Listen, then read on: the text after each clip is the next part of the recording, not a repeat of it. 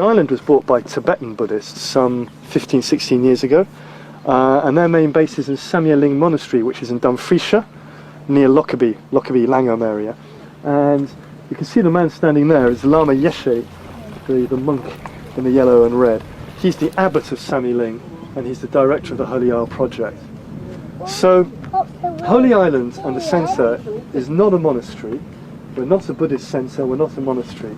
We are a centre for well-being. We like to think of ourselves as that. We're open for everybody. We're here to promote well-being and healthy living, personal development in the sense of people coming here and finding a space they can do their own thing in. We're here to promote sustainable living, which we're moving towards ourselves. You know, we haven't got there yet at all. And a more sort of environmental way of doing things. The aims of Holy Island is every human being will be able to come here and sort of feel that they are part of this project. It's like united in our own sort of goal. That is to say, we take care of the environment. We work with interfaith, different religious group, because many times in the world people manage to fight and kill in the name of religion. So I was very concerned this should not happen. Faith should be there to enrich our mind and help us to become positive and engage in the very best way we can. We have 2,500 years of history. The monks and the nuns and the lamas, they have been somehow working with the planet. So if we have, say, a monastery or nunnery, we are the protectors of the environment. So if we have some things built here, we would like to protect the trees so nobody can just chop it up for no good reason. People just don't explore the things unnecessarily. So it's like our duty that mind and body we call inseparable. If people's minds are not positive, if you don't have a we call joyful mind, it affects our body. So people have a lot of different symptoms of sickness. Then we have to relate this to the earth. We call earth is like the mother earth, which nourishes our needs. And I can give you one good example. Like if any of you ever went to Tibet, our area is so high, the grass in the field will be very, very short. There's hardly this abundance of grass. But somehow the animals who eat those short grass, the people who manage to produce food from there, it seems to have all the minerals. It can actually sustain your physical needs because it's like it's a package. Earth is there to sustain human being or life form.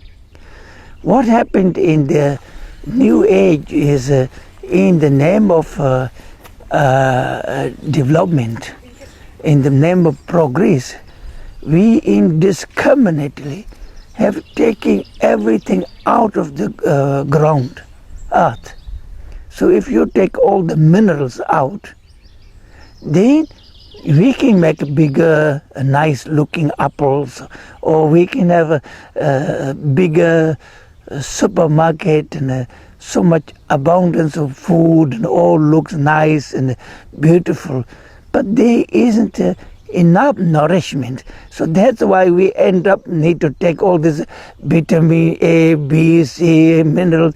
That's because we managed to, it's like make the earth poor, not rich. Like animal mothers can't feed their babies. Just like the earth is not able to sustain our people's needs. So I think mankind really need to look ourselves and say, are we happier? Are we healthier? Many people say we live longer. Many people say we made great progress. But then even I noticed within my being in Europe sort of 40 odd years, as people get wealthier and wealthier, people's mind is very much disturbed.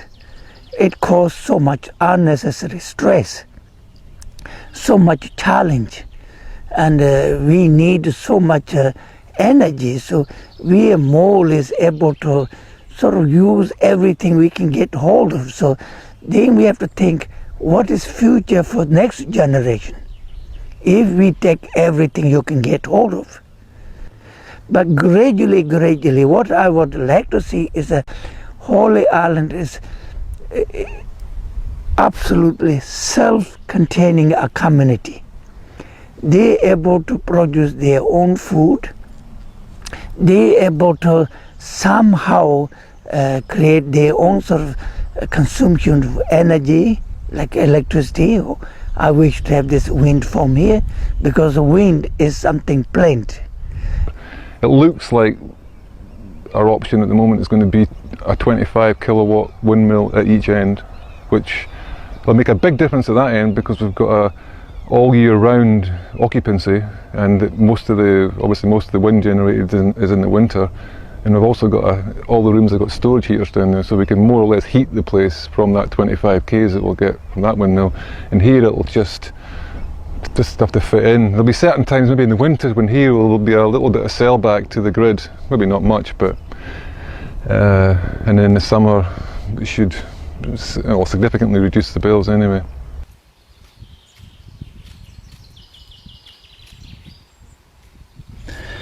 It's been a lot of hard work. This was a flower garden previously, with small beds, a lot of stone paths, a lot of stone in the soil. We've stripped turf back, made larger beds, used what stone we can for piles. As you can see, we've got piles of stones around us, which we've just taken out of the beds. That, I think, has been the hardest task, but if it wasn't for the fact that the soil appears to be very fertile, it would be more of a challenge. The greatest challenge I suppose, during the winter time has been the wind more than anything. Predominantly from the southwest, and it just rocks the plants to death, pretty much. And when the wind blows across from our end, we get the salt spray coming over the wall, even though we're 50 meters from the sea. The idea of raised bed is